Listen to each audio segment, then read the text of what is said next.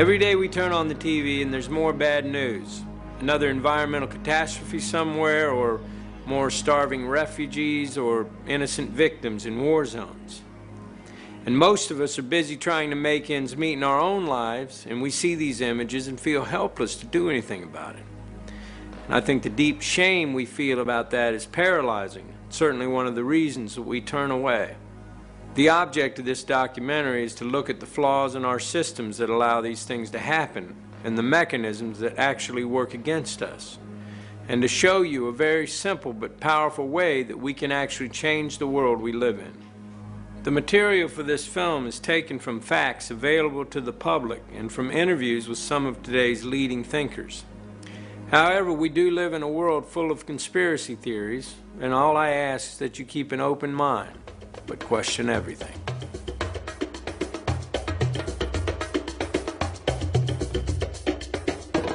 Because people have got to know whether or not their president's a crook.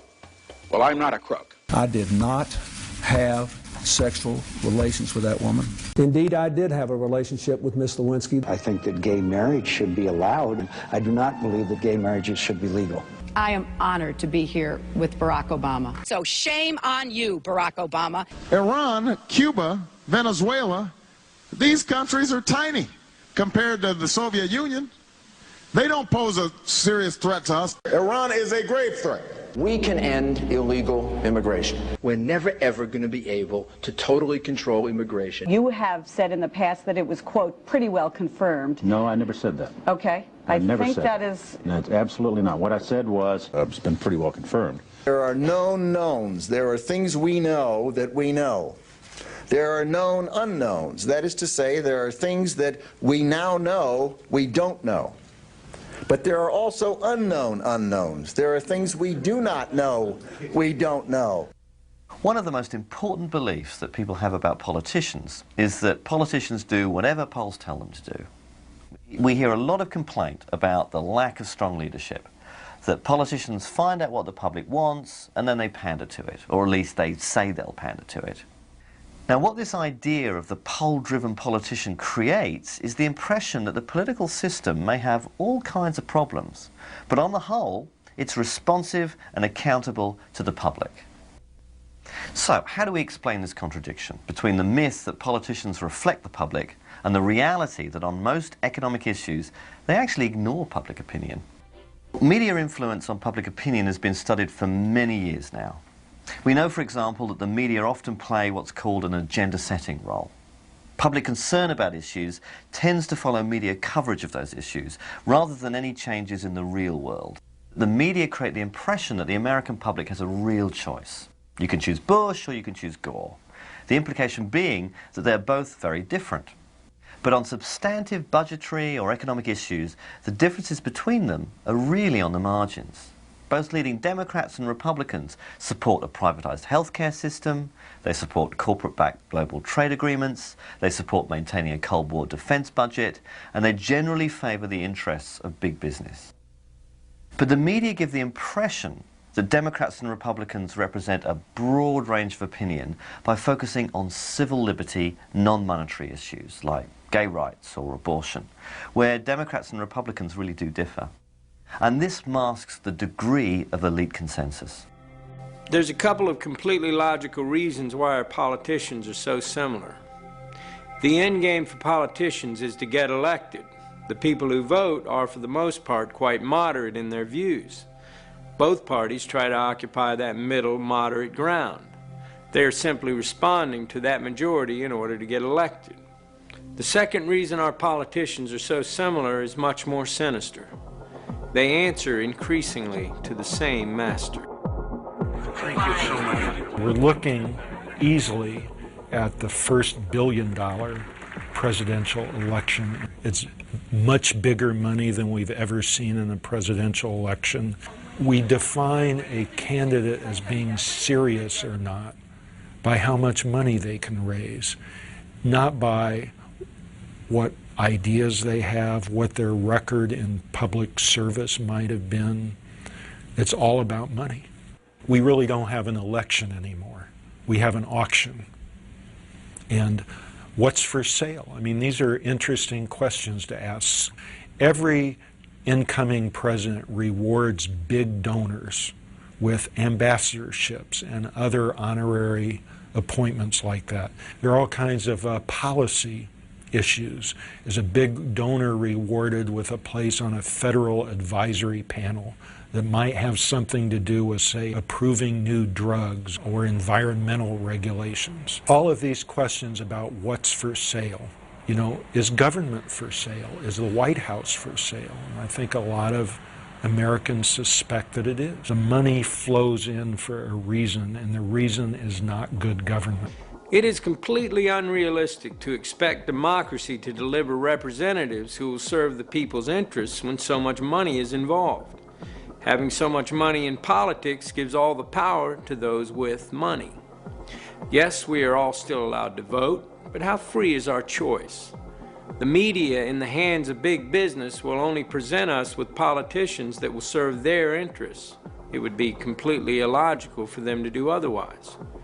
It would also be illogical to expect politicians to change a system that puts them in power. But it certainly begs the question, just what kind of democracy do we have?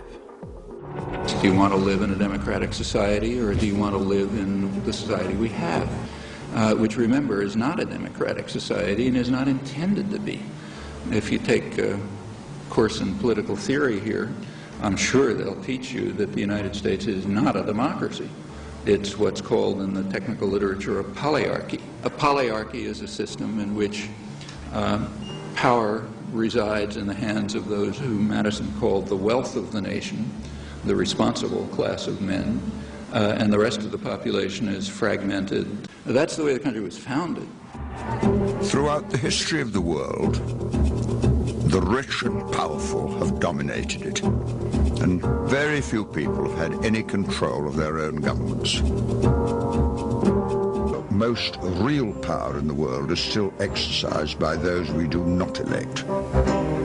We are still far from governing ourselves. The basis of democracy is the belief that we were all born equal and that that equality must be accepted by those in power.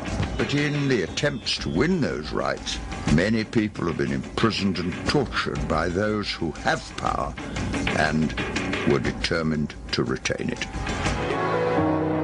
No one in power really wants democracy, because democracy would challenge their power structures and their authority. So anyone who comes out with a democratic idea is dismissed as unrepresentative or a troublemaker or an extremist or something. And in this way, the full flow of a public debate about alternatives is being extinguished.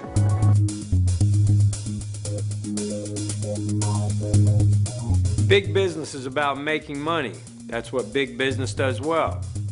Governments, however, have to balance the needs of the whole society, including big business, based on ethics and social and moral responsibility.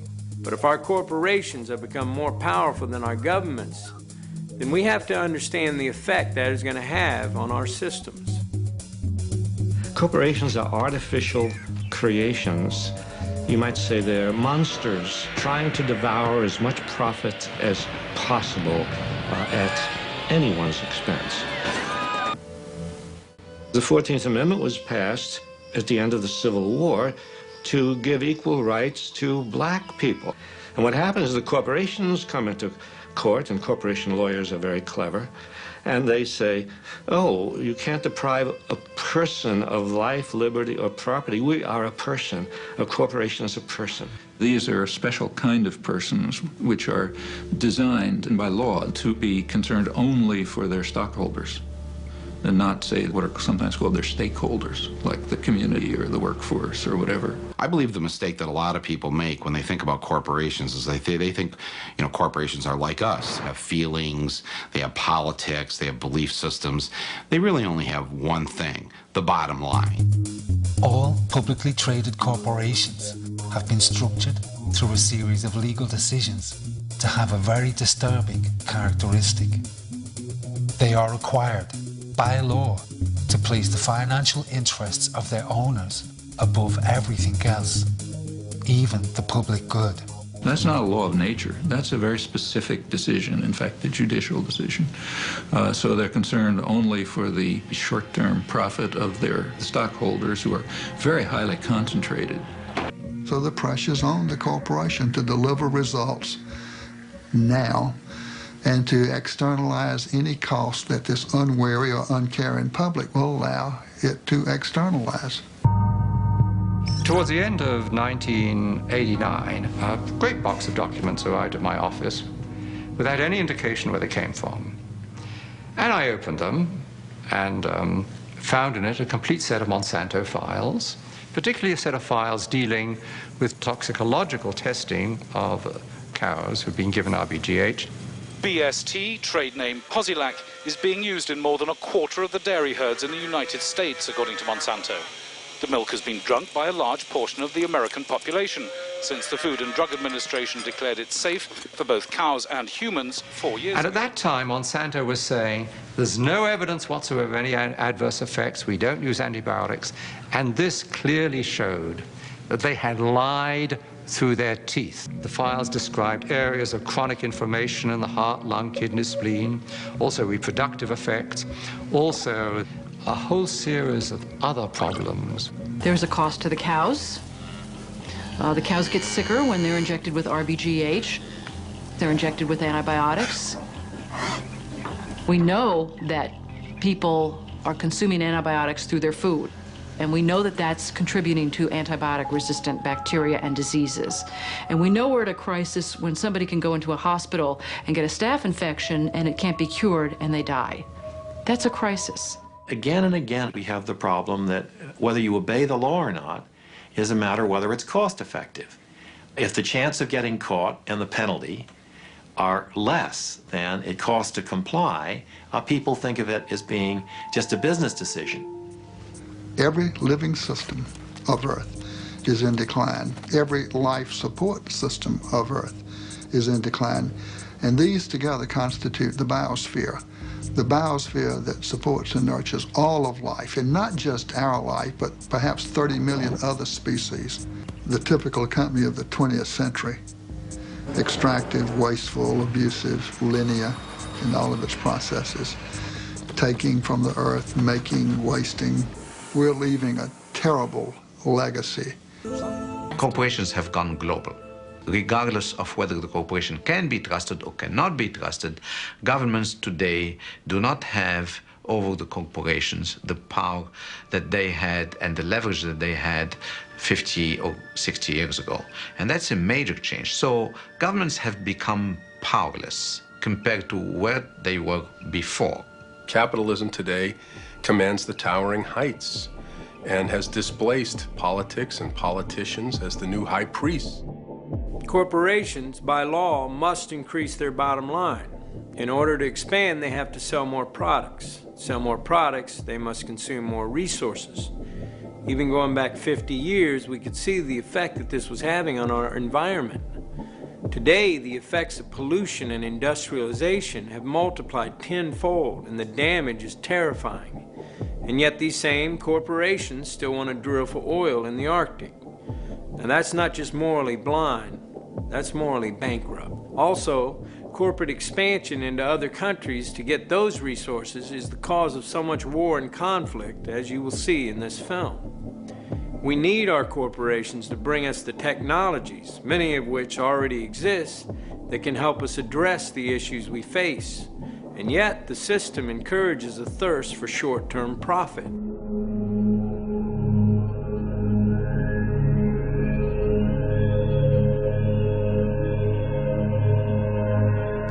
I know many of us have heard stories about powerful groups of businessmen who pull the strings of governments from behind closed doors.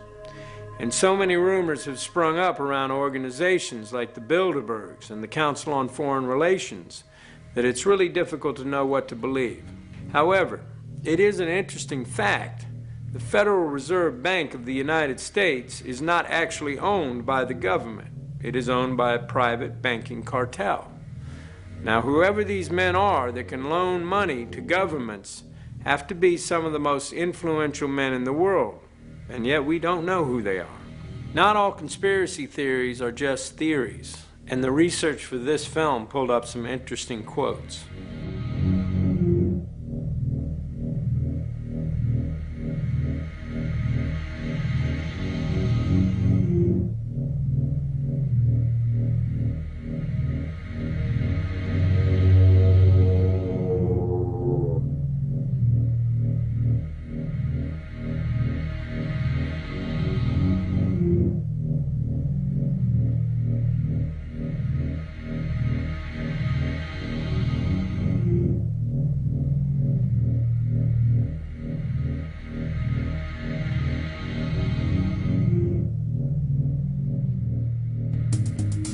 Gold is valuable because it is relatively rare.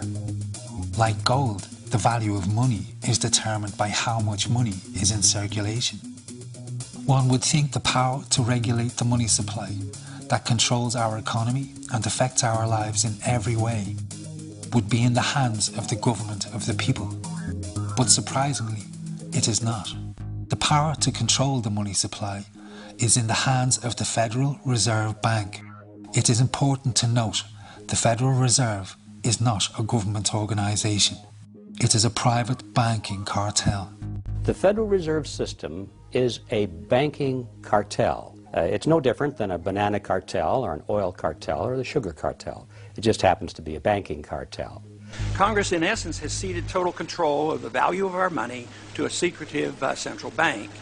It's a group of very large and powerful private banking interests. Congress knows nothing of the conversations, the plans, and the action taken in concert with other central banks. The government has given it a monopoly, a virtual monopoly, to create the nation's money supply. But all these actions directed by the Federal Reserve alter the purchasing power of our money. This has significant consequences on our economy and our political stability. Wages never keep up with profits on Wall Street and the banks, thus sowing the seeds of class and discontent. It is bewildering to think that we allow an unelected and unregulated group of private bankers to wield such incredible influence over our society. The truth is that most of us will live from paycheck to paycheck in a continued state of struggle, unable to question a system of finance that keeps us on a constant treadmill. And while most of us struggle to stay ahead, billions of dollars in profits flow into the hands of private bankers at our expense. For this is how the system works. Whenever the government needs money, it requests it from the Federal Reserve. But the Fed doesn't just give the money to the government, it loans the money at interest. Every dollar the government loans from the Federal Reserve Bank has to be paid back with interest. This keeps the government, and as such the people, in a continual state of debt. All of our income taxes are paid back to the Federal Reserve to pay off the debt the government incurs when it borrows money from the Federal Reserve Bank. This is all a matter of public record and easily verifiable should you care to look. The founding fathers of America were well aware of the perils of central banks and sought to prevent them. Several central banks were set up but then removed. But the ruthless and powerful bankers, the Rockefellers, the Morgans, the Warburgs, the Rothschilds, were determined to set up a central banking system in America at any cost. In the early 1920s, J.P. Morgan, one of the most influential bankers of his day, caused massive panic in the markets by spreading rumours that many private banks were about to go bankrupt. This caused widespread panic. Everyone started withdrawing their deposits en masse, and the banks had to call in all of their loans to try and survive. The hysteria destroyed the markets, and the banking elites, having caused the panic, used it to influence politicians and the public that a central bank would bring stability to the system. At a secret meeting in 1910 at the estate of J.P. Morgan on Jekyll Island, the bankers wrote the Federal Reserve Act. They then gave their considerable financial and political support to Woodrow Wilson on the condition he would support the bill if elected. In 1913, Woodrow Wilson signed the bill into law. He later wrote in regret.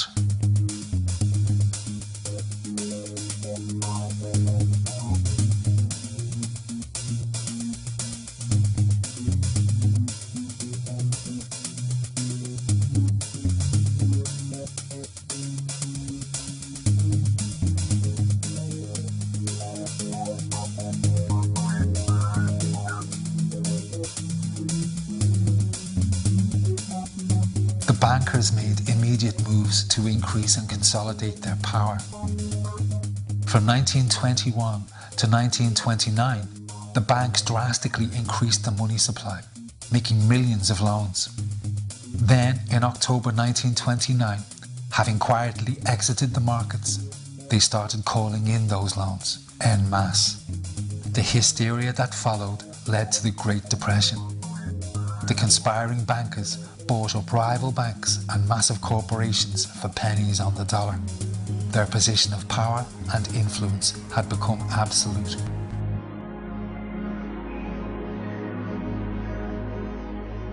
We get almost all of our information from the media. If we base our opinions on bad or biased information, then everything we believe is suspect.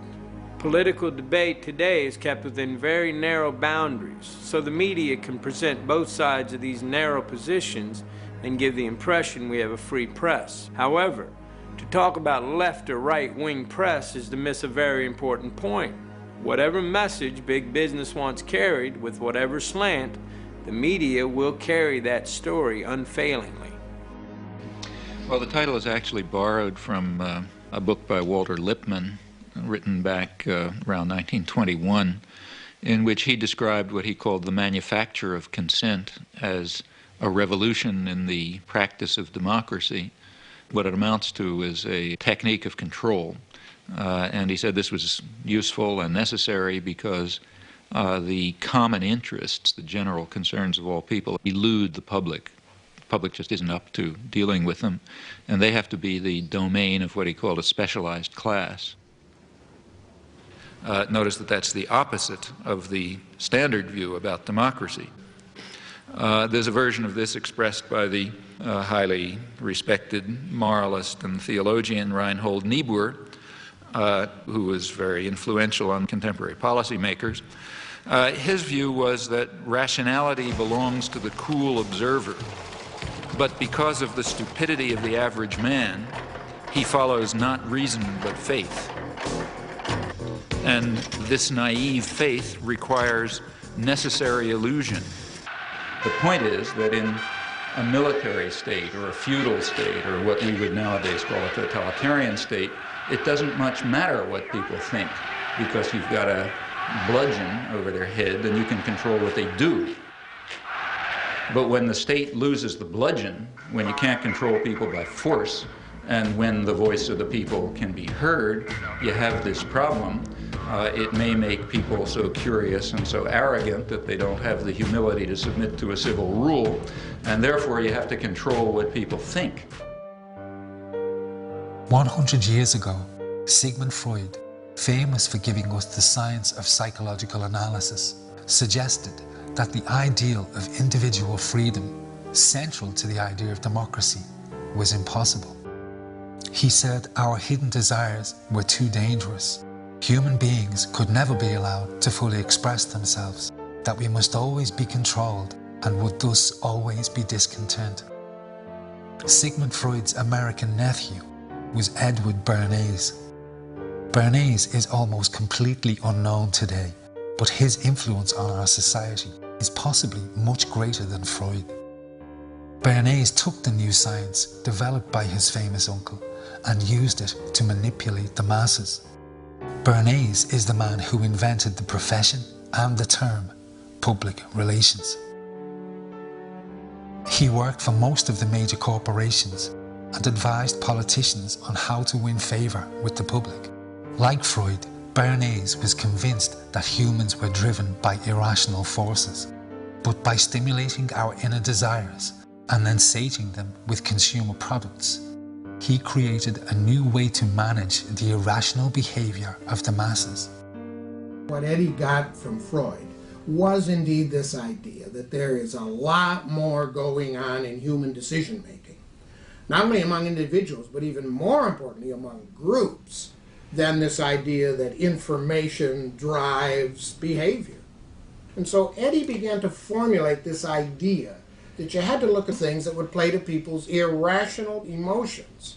And you see, that moved Eddie immediately into a different category from other people in his field and most government officials and managers of the day who thought if you just hit people with all this factual information, they would look at that and say, oh, of course.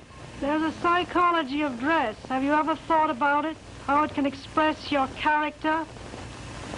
You all have interesting characters, but some of them are all hidden. I wonder why you all want to dress always the same, with the same hats and the same coats. I'm sure all of you are interesting and have wonderful things about you, but looking at you in the street, you all look so much the same. And that's why I'm talking to you about the psychology of dress. Try and express yourselves better in your dress. He had a home in the corner suite of the Sherry Netherland Hotel. And here's this wonderful suite with all these windows looking out on Central Park and across at the plaza and on the square. And he would use this place to hold a soiree.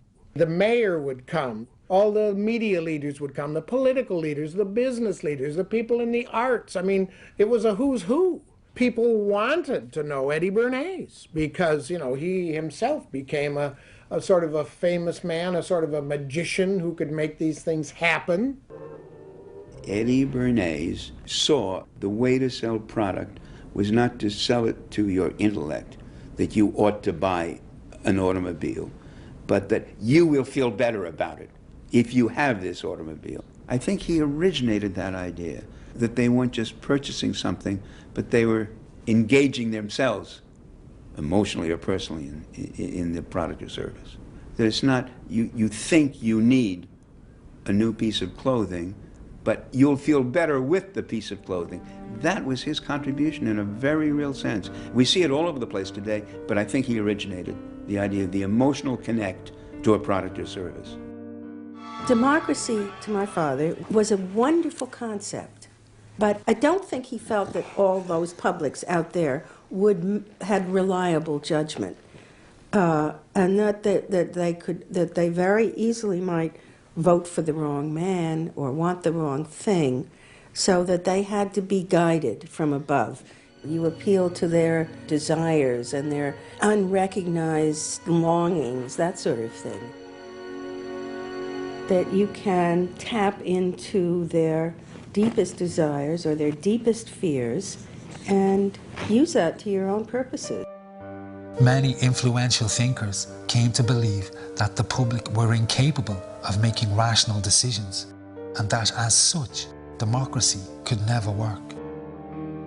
Walter Lippmann, one of the most influential political writers at that time, argued that if people were in reality motivated by irrational forces, then what was needed was control by the elites to manage what he called the bewildered herd. And this could be accomplished by using psychological techniques to control the unconscious desires of the masses. So here you have Walter Lippmann, probably the most influential political thinker in the United States, who is essentially saying that the basic mechanism of the mass mind is unreason, is irrationality, is animality. He believes that the mob in the street, which is how he sees ordinary people, are people who are driven not by their minds but by their spinal cords. The notion of kind of animal drives, unconscious instinctual drives lurking beneath the surface of civilization. And so they started looking towards psychological science as a way of understanding the mechanisms by which the popular mind works, specifically with the goal of figuring out how to understand how to apply those mechanisms to strategies for social control. Democracy, at its heart, was about changing the relations of power that had governed the world for so long. And Bernays' concept of democracy was one of maintaining the relations of power, even if it meant that one needed to sort of stimulate the psychological lives of the public. So democracy is reduced from something which assumes an active citizenry to the idea of the public as passive consumers. Driven primarily by instinctual or unconscious desires, and that if you can in fact trigger those needs and desires, you can get what you want from them. The corporations understood that to change our consumer culture from needs-based to desire-based purchasing, people must be trained to want new things even before the old had been consumed. Bernays really is the guy within the United States more than anybody else who sort of brings to the table psychological theory as something that is an essential part of how, from the corporate side, of how we are going to appeal to the masses. He showed the corporations how they could make people want things they did not need by linking products to their unconscious desires. And the mass media would be the key. The media and marketing men spend billions of dollars in research. They have developed an entire science based on the very best psychology that knows exactly which one of our buttons to press to make us swallow an idea or buy a product. And they're not just selling us laundry detergent. They sell us everything from plastic gadgets to warfare. If we are to make decisions about the future of our society, the single most important thing we need is the truth.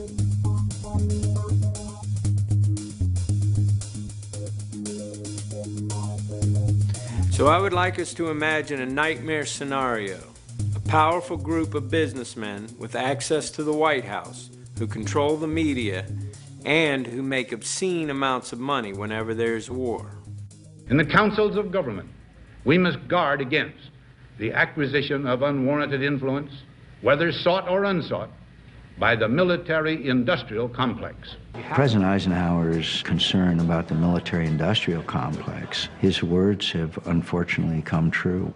He was worried that priorities are set by what benefits corporations as opposed to what benefits the country. Lockheed Martin and McDonnell Douglas and Boeing throughout America. There are factories, there are corporations that are involved on a daily basis.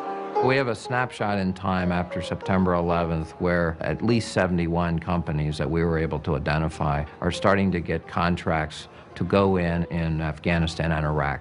All of the top 10 companies had former U.S. officials who had worked in the Pentagon or other parts of the U.S. government on their boards of directors. The Carlyle Group plays in industries and in an area that are heavily influenced by politics. My understanding is they are now the 11th or 12th largest defense contractor, a multi-billion-dollar annual enterprise with an almost obscenely high profit margin. They hire defense experts like Frank Carlucci or Frank Finelli. They hire politicians like George Bush Sr. or James Baker III. And the Iron Triangle is in some ways a uniquely American phenomenon. It's the confluence of the military, big business, and politics.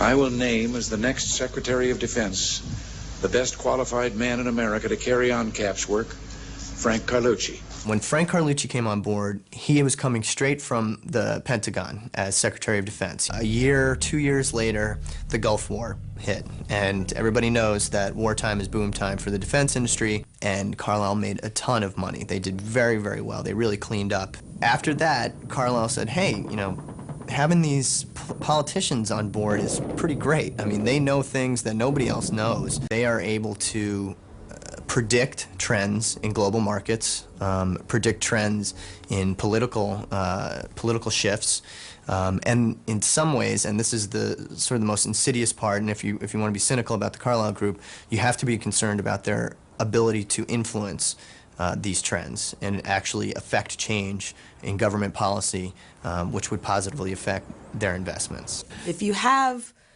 an organization that is able to operate behind the scenes without real accountability, and that same organization has the ability to ruin political careers for people who are a little bit too inquisitive or a little bit too honest, or to shape public thinking, then we have the means for a kind of control globally that is probably unprecedented.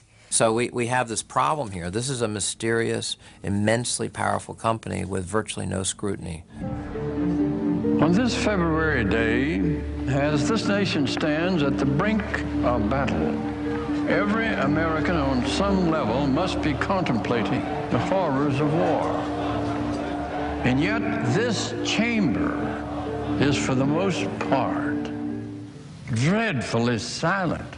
We have a Congress that failed in every way to ask the right questions, to hold the president to account. Our Congress failed us miserably, and that's because many in Congress are beholden to the military-industrial complex. When we're speaking of the United States of America and the concept of democratic representation, I think one of the more important aspects is the concept of informed consent of the people. If you're going to go to war, you lay out the reasons for the war, the justifications for the war, and then you subject it to debate, dialogue, discussion amongst the elected representatives of the people, and indeed the people themselves. The defense budget is $750 billion. Profits went up last year well over 25%. I guarantee you, when war becomes that profitable, you're going to see more of it. We have a process that it has a seamlessness where the corporate interests that stand to benefit are so intertwined and interwoven with the political forces that the financial elites and the political elites have become the same people. The attack came without warning, and according to a U.S. government source, told CBS News that it has Middle East terrorism written all over it. The attack in Oklahoma City appears to have a familiar mark. This was done with the attempt to inflict as many casualties as possible. That is a Middle Eastern trait. The fact that it was such a powerful bomb in Oklahoma City immediately drew investigators to consider deadly parallels that all have roots in the Middle East. ABC News has learned that the FBI has asked the U.S. military to provide up to 10 Arabic speakers to help in the investigation. The so-called independent media in a liberal society like this, in effect, are so lazy and are controlled by interests that are commercial and political at the same time that there is no investigative reporting. It's just basically repeating the line of the government. Only 8 days ago, I concluded a broadcast on the World Trade Center bombing by telling you what senior U.S. law enforcement officials were telling us, that the threat of Muslim extremists operating within the United States is an ongoing danger, something we'll have to live with from now on. And repeating the lines of the people who have the most influence, for whom Islam is a useful foreign demon to turn attention away from the inequities and problems in our own society. So, as a result, the human side of the Islamic and especially Arabic world are rarely to be found. And the net result is this vacancy on the one hand, and these easy, almost automatic images of terror and violence. The situation in the popular media is basically that Muslims are really two things. One, they're villains of one sort, villains and fanatics. And B, many films end up with huge numbers of bodies, Muslim bodies, strewn all over the place, the result of Arnold Schwarzenegger or Demi Moore, Chuck Norris. Lots of films about guerrillas going in to kill Muslim terrorists. So the idea of Islam is something that to be stamped out. It's easy to attract attention, and certainly the media's attention, for some of the political reasons that are obvious. I mean, to discredit the Arabs, to make them seem like a threat to the West, to keep the idea around at the end of the Cold War that, you know, there are foreign devils. Otherwise, what are we doing with this gigantic military? The war with Iraq gives us a snapshot in time where we can see the effects of all these powerful influences coming together. They have weapons of mass destruction. That is what this war was about. Saddam Hussein possesses biological and chemical weapons. The fact that there are weapons there. You've heard the president say repeatedly that he has chemical and biological weapons. With the drumbeat for an attack on Iraq increasing, the Bush administration may finally have the ammunition they've been looking for. September 11th. September 11th. September 11th. September 11th. September 11th. Dangerous world. A grave new threat. There is no doubt that he is amassing them to use against our friends, against our allies. A Hollywood set designer was brought in to create a $200,000 backdrop for official war briefings. In USA Today and in the major network coverage and so forth. You have this very elaborate computer-generated graphic sort of coverage of the different U.S. Air Force and Army planes and gunships and helicopters and very snazzy weapons of all descriptions. Well, it's quite amazing. I've fallen almost in love with the F-18 Super Hornet because it's quite a versatile plane. It's not enough for us to be told to accept this war. We're really encouraged to gain some kind of vicarious pleasure from it.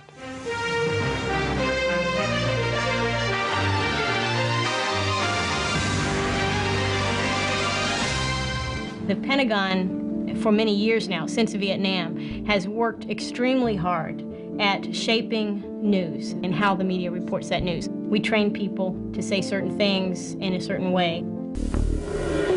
Well, a militia group linked to terror being backed by Iran and setting up camp on America's doorstep? The propaganda campaign waged by the media was so successful that by 2003, opinion polls showed the vast majority of Americans believed Saddam Hussein was linked to 9/11. This claim was false. The majority believed he possessed stockpiles of weapons of mass destruction. This claim, too, was false. These claims allowed the corporate interests and the administration to frame the attack on Iraq as a justifiable act of self-defense. Lieutenant Colonel Karen Kwiatkowski worked at the Pentagon. She saw firsthand how the intelligence was distorted to win support for the attack. The information in there drawn from fact. You could find bits and pieces of fact throughout, but framed, articulated, crafted to convince someone of what? Well, of things that weren't true. Things that weren't true.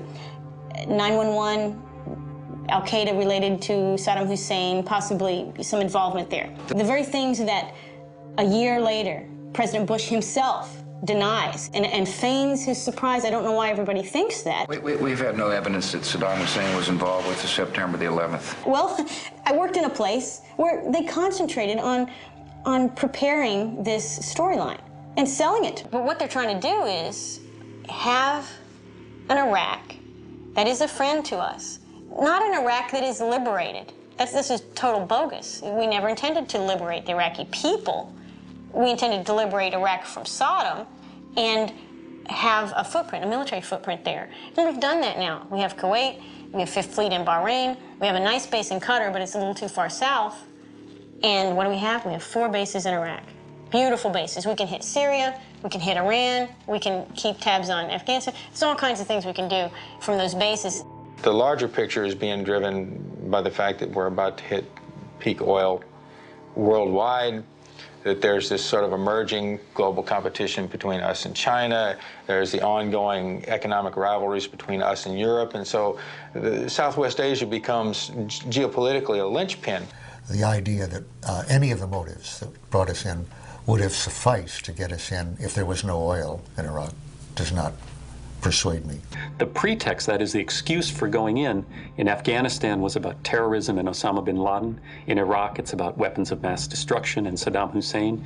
But in the end, neither one of those wars was really about those people or those regimes. It was about securing and solidifying American control over these incredibly important regions of the world. In this case, I was saying we've been lied into this as blatantly as we were lied into Vietnam. And I was saying that a year ago, that is in the fall of 2002, at a time when we did not know that how much they were hyping the evidence or exaggerating the evidence for WMDs, for weapons of mass destruction. To say that in that world that Saddam Hussein, after 10 years of sanctions and the Gulf War, was any threat at all was basically absurd. What you're saying is democracy doesn't matter in America, that this nation, the principles and values upon which we're built, simply is irrelevant. That the president is a dictator who can do anything he or she wants to do, regardless of the will of the people. No, informed consent of the people is a mandatory, not optional, but mandatory requirement on how we are governed and how those whom we elect to higher office operate in our name. They not only want to repeal, revoke virtually all of the progressive reforms of the New Deal and ever since, and really bring us back into essentially unregulated, non-unionized country that existed before the New Deal. I think they want openly to see the president, given the power that he was delegated, as virtually an open and undated blank check by Congress that simply yields to the president. They clearly are trying to repeal that aspect of our Constitution, which gives Congress that authority, which the founders wrote in order, as a result of debate, in order to limit our going to war, to make it harder to go to war, to put that in the hands of hundreds of people instead of one man. They saw the alternative as the attribute of monarchy they most wanted to avoid. I don't think they take seriously any merits or advantages to a country of a Bill of Rights, unless it's the right to bear arms. But free speech, free assembly, I don't think they respect that at all. Freedom does not simply mean rallying oneself behind the flag here. This is a great flag. But freedom means allowing the kind of dissent and vigorous debate and tolerance of onerous points of view that people regard as obnoxious and hateful, because we understand that once you say, I don't want to hear that point of view, you can't say that, you begin to stifle all kinds of points of view. You begin to create a mindset. Freedom is a very delicate thing. It's a very delicate thing between limiting people's intellectual growth or not. And that's why we have to be vigorous and extremely proud. If this flag means the Constitution of the United States, we as Americans should be very, very proud of that. And we should do everything that we can to fight those people who, for political reasons, are trying to limit basic freedoms in America. Is this kind of ideology that has grown up in the wake of the Cold War, propounded quite openly by what we are calling neoconservatives in America, that identifies the United States as a colossus athwart the world, a new Rome, beyond good and evil. We no longer need friends. We don't need international law. Like the old Roman phrase, it doesn't matter whether they love us or not, so long as they fear us. I've been a born New Yorker all my life. I've lived here all my life. So for me, it was a powerful personal event. What I remember, what I think it taught, of course, my first reaction was fear, anger, rage, vengeance. I think all of us, if we're human, had that reaction. The question for all of us is what we remember and what we do with the memories. What is the lesson? What does it tell? What does it teach? For the president, it teaches the lesson of the axis of evil. States like these and their terrorist allies constitute an axis of evil. It teaches the lesson that America has enemies, secret, dangerous enemies who have to be taken out. Our enemy is a radical network of terrorists and every government that supports them. It teaches the lesson that we can never be weak. We have to flex our muscles at every turn. We will fight with the full force and might of the United States military. That's one kind of lesson. It creates a politics of fear. The politics of fear that this administration has deployed in trying to respond to terrorism has itself in some ways been much more dangerous than terrorism itself. And this administration has been, I think, responsible for inciting the very terror that it was the terrorists' purpose to incite in America. Calling it Code Orange Plus. The Fed's decision to raise the terror alert to high. America on high alert from biggest cities to smallest towns. Red, yellow, orange. We're afraid. Be afraid. What level of fear? The government can program that without any justification. You know, we have an intelligence report. The terrorists are about to attack. Who? We don't know. Where? We don't know. What? We don't know. But you tell us, so now we're afraid. A Connecticut man wrapping his family's 19th century farmhouse with plastic, sealing it in duct tape. States who sponsor terrorism. We're too great a nation to allow the evildoers to affect our soul. The decision was made within the administration to take this event, to take the struggle against Al-Qaeda, and make it into a full-fledged struggle against good and evil. Either you are with us, or you are with the terrorists. The important thing to remember here is one didn't have to put it in these terms. One didn't have to say, if you're not for us, on our side, you're on the side of the terrorists. That was not a necessary response. That was a chosen response. The more we're afraid, the more you ask us to give. Patriot Act 2, enhancements to the Patriot Act.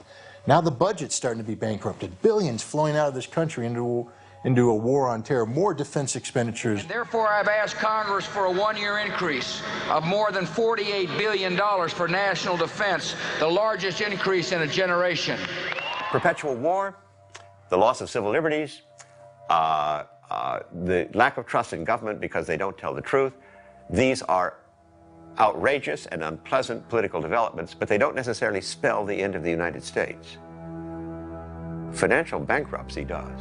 Things that can't go on forever don't. What we're talking about right now is the rigged American economy can't go on forever, and it's not rocket science to say so.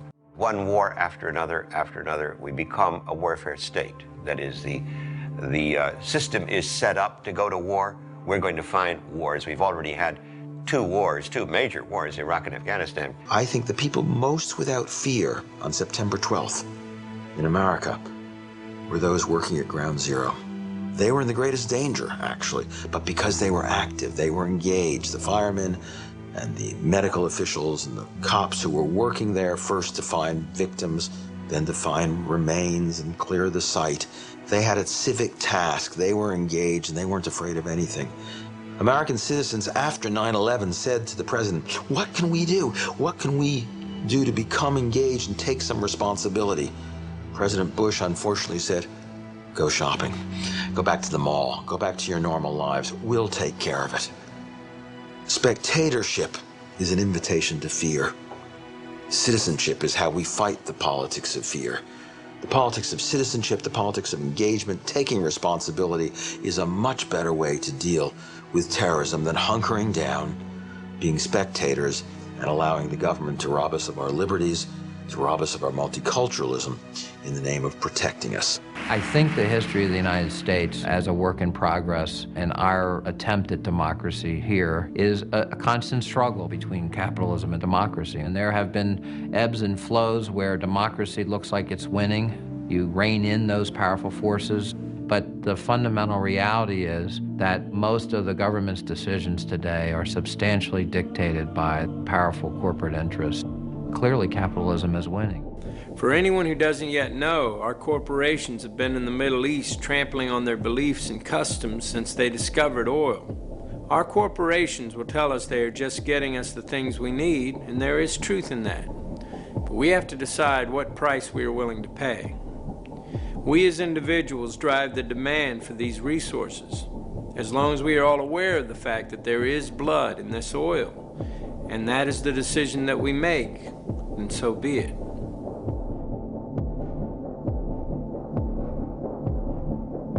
It's completely understandable that people bury their heads in the sand, and if we don't look too closely, life doesn't seem too bad in many areas of the world. But that is going to change, and there are some logical outcomes to the way this system works that will affect every one of us. I was invited to Washington, D.C. to attend this meeting that was being put together by the National Security Agency called the Critical Thinking Consortium. I remember standing there in this room and looking over on one side of the room, and we had CIA, NSA, DIA, FBI, Customs, Secret Service, and then on the other side of the room we had Coca-Cola, Mobil Oil, GTE, and Kodak. And I remember thinking, I am like in the epicenter of the intelligence industry right now. I mean, the line is not just blurring, it's just not there anymore. And to me, it spoke volumes as to how industry and government were consulting with each other and working with each other. An initial news report in the Army Times newspaper last month noted, in addition to emergency response, the force, quote, may be called upon to help with civil unrest and crowd control. Did this surprise you? It did. It surprised me also that Northcom itself was involved in intelligence sharing with local police officers in St. Paul. I mean, what in the world is Northcom doing looking at what some of the protesters are involved in? And you had infiltration up there too. But what we have going on in this country is we have infiltration and spying that goes on not only at the, well, all the way from the campus police practically, Amy, up to the Pentagon and the National Security Agency. We're becoming a police state here. Right now, as we talk, the 4th and 6th Amendments to the Constitution, to the Bill of Rights, are dead letters. Both of these bills were written into the Constitution by the Founding Fathers in order to protect the people of America from the government of America.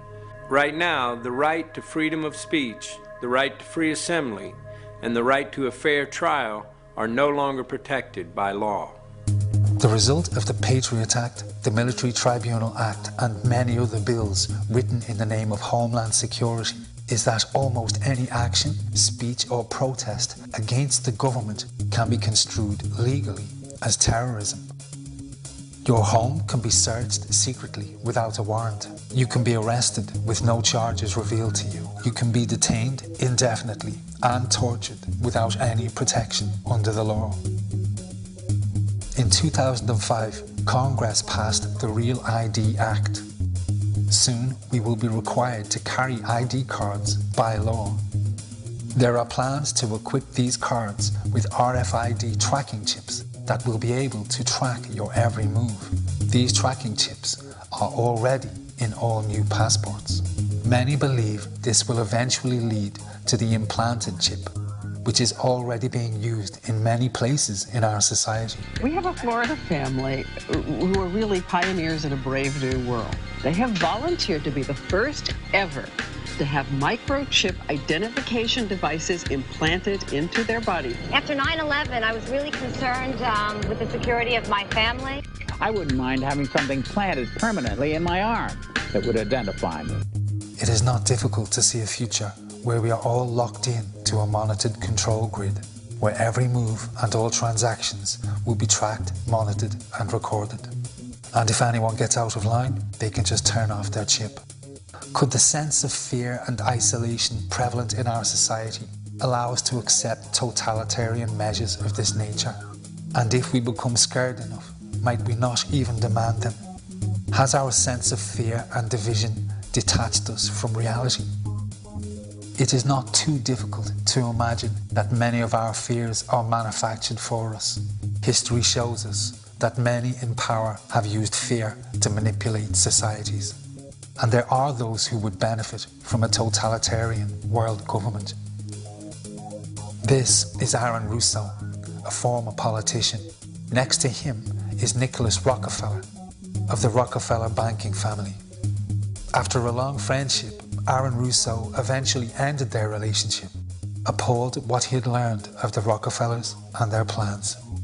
So he said to me one night, he said that there's going to be an event there, and out of that event, you're going to see, we're going to go into Afghanistan, so we can run pipelines from the Caspian Sea. We're going to go into Iraq to take the oil and establish a base in the Middle East, and we're going to go into Venezuela and try and get rid of Chavez. And the first two they've accomplished. Chavez they didn't accomplish. And he said you're going to see guys going into caves looking for looking for people that they're never going to find. You know, he was laughing about the fact that you have this war on terror. There's no real enemy. He's talking about how by having this war on terror, you can never win it because it's an eternal war. And so you can always keep taking people's liberties away. And I said, how are you going to convince people that this war is real? He said, but the media can convince everybody it's real. I mean, you know, it's just that you keep talking about things. You keep saying it over and over and over again, and eventually people believe it. You know, you created the Federal Reserve in 1913 through lies. You create 9/11, which is another lie. Through 9/11, then you're fighting a war on terror, and now all of a sudden you go into Iraq, which was another lie, and now they're going to do Iran. You know, and it's all one thing leading to another, leading to another, leading to another. Now, I would say to them, what are you doing this for? What's the point of this thing? You have all the money in the world you ever want. You have all the power. I said, you know, you're hurting people. It's not a good thing. And he would say, what do you care about the people for? Take care of yourself and you take care of your family. And then I said to him, what are the ultimate goals here? So the ultimate goal is to get everybody in this world chipped with the RFID chip, and have all money be on those chips and everything on those chips. And if anybody wants to protest what we do or violate what we want, we just turn off their chip.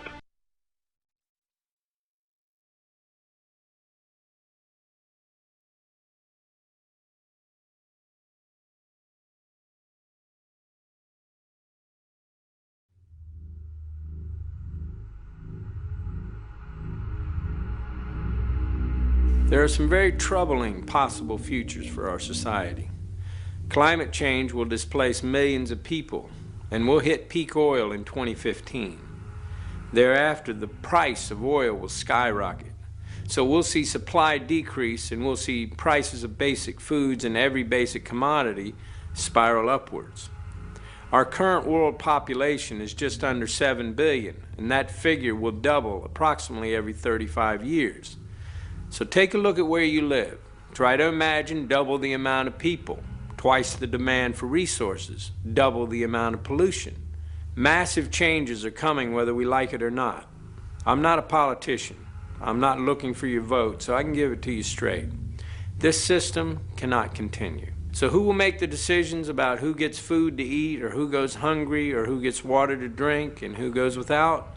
Because the idea of allowing mindless corporations or wealthy elites to make decisions about population control is terrifying.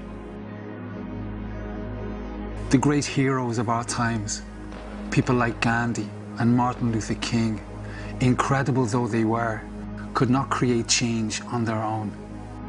Only the will of the people can do that, and together we can accomplish anything.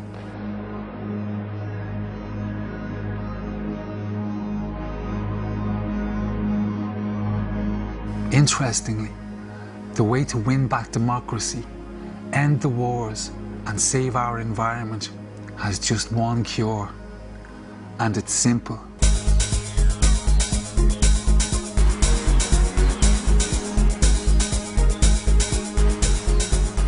We live in a capitalist system. Everything we do is based on the exchange of money.